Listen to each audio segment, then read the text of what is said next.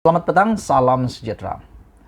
PRU 15 dijangka akan diadakan pada bulan Agustus ini. Selepas MOU antara PN, dan PH akan berakhir pada bulan Julai ini. Saya secara pribadi sangat menjangkakan, saya meramalkan 90% Parlimen akan bubar pada Agustus ini. Saya menjangkakan dan meramalkan perkara ini akan berlaku kerana kelihatan Ismail Sabri Yaakob sedang berada di dalam titian yang betul. Beliau makin disukai oleh rakyat Malaysia, beliau semakin menemui rentaknya, dan beliau telah dicalonkan sebagai calon tunggal Perdana Menteri bagi UMNO dan Barisan Nasional.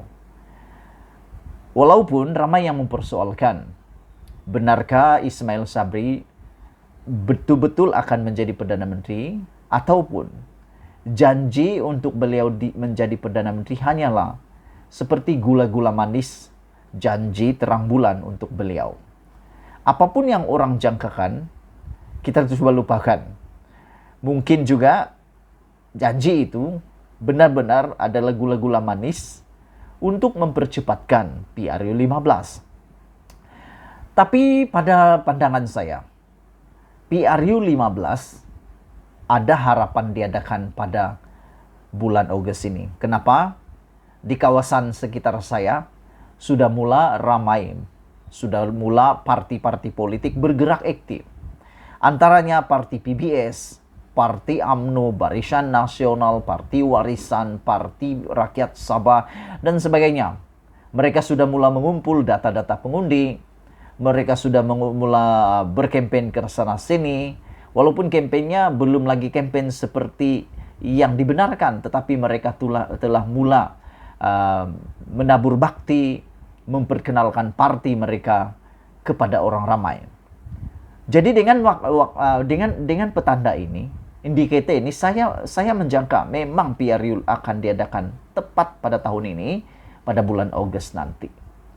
Yang akan menjadi ulasan petang ini adalah sejauh mana kemah besar dalam PH akan menjadi kenyataan. Kerana adalah mustahil pada waktu ini menjadi kenyataan PH akan bekerja sama dengan Bersatu, apalagi dengan PAS.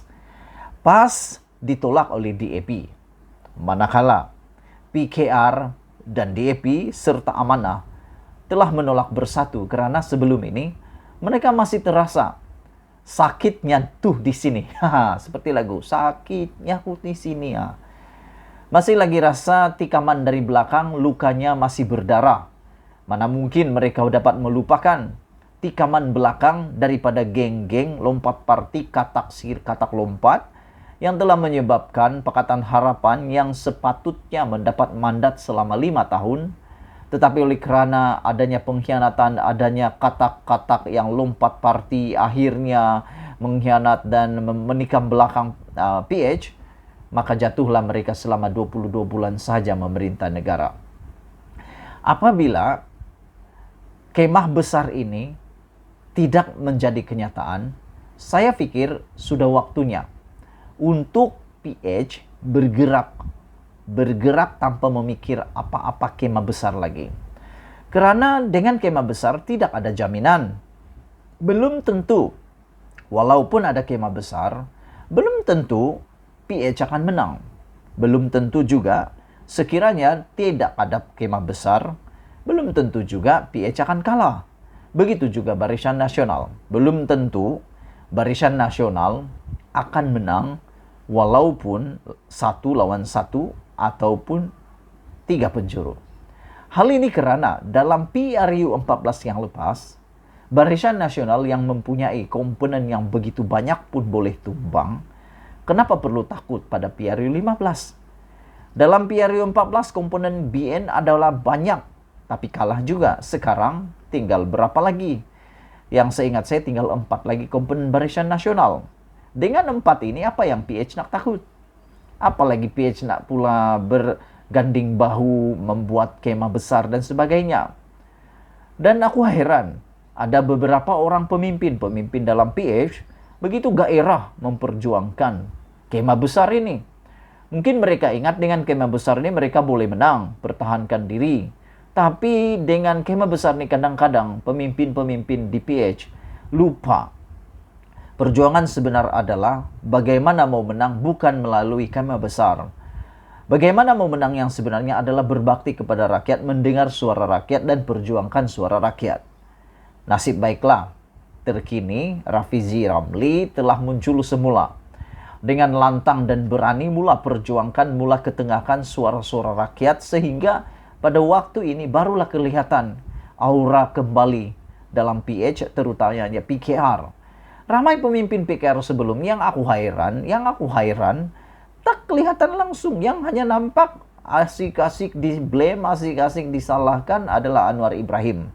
Kalah saja di Johor, kalah saja di Melaka, kalah saja di Sarawak, Anwar Ibrahim yang dipersalahkan. Tapi mana pemimpin-pemimpin PKR yang lain? Macam hilang diorang ini. Bagaimana diorang? Berjuang dengan rakyat atau sengaja sudah hilang semangat atau sebagainya. Nasib baiklah Rafizi Ramli muncul semula. Walaupun ramai yang mengatakan, ramai juga menyindir kepada Rafizi Ramli. Merajuk, lepas itu cuti, tiba-tiba muncul, nak jadi pula timbalan presiden. Naib presiden, timbalan kan naib presiden. Apapun yang mereka katakan, aku tetap setuju. Kemunculan Rafizi Ramli membawa aura semacam yang baru kepada PH dan PKR. Saya memuji Rafizi Ramli kerana berani dan lantang untuk melawan semula kleptokrat, terutamanya Najib Tun Razak. Dan kita menanti beberapa hari, berapa hari lagi ya? 12 hari bulan kalau saya tidak silap, akan ada debat antara Najib dan Anwar. Ini lebih kurang kalau main bola sepak, Piala Dunia. Nak lihat siapa? Kali ini Brazil lawan England kali. Tak tahulah apa yang akan terjadi di dalam debat itu nanti. Tapi yang pastinya hot dan panas akan berlaku. Kembali semula kepada isu. Saya pikir kalau PRU 15 akan diadakan dalam tahun ini, ianya adalah peluang yang seimbang. Walaupun berlaku 3 penjuru, tetap seimbang kemenangannya. Kerana BN walaupun menang besar baru-baru ini, tetapi undi popular mereka ataupun jumlah undi mereka masih tetap sama. Meningkat hanya beberapa persen sahaja. Manakala PH dan PN masih lagi mempunyai peluang sama rata dengan Barisan Nasional. Satu hal lagi, PRU dan PRN adalah tidak sama. PRU isunya nasional, PRN isunya negeri. Jadi sudah tentu, selain daripada itu, isu kegairahan mengundi, saya pikir akan sudah kembali semula. Selepas endemik dan selepas kita lihat penurunan demi penurunan case COVID-19, meyakinkan semula rakyat untuk turun semula mengundi. Jadi ini perkara yang baik, ini cerita yang baik, ini prestasi yang baik. Saya pikir rakyat sekarang sudah tidak lagi takut untuk mau mengundi. Jadi dengan bilangan peratusan mengundi yang tinggi, ada harapan untuk perlawanan yang sengit, seimbang kalau PRU diadakan esok. Sekian dulu untuk kali ini. Sebelum kita berpisah, Anda boleh tinggalkan komen tentang isu yang hangat pada petang ini. Malaysia kita punya, kita jaga sama-sama. Cintai Malaysiaku. Kita jumpa lagi. Bye-bye.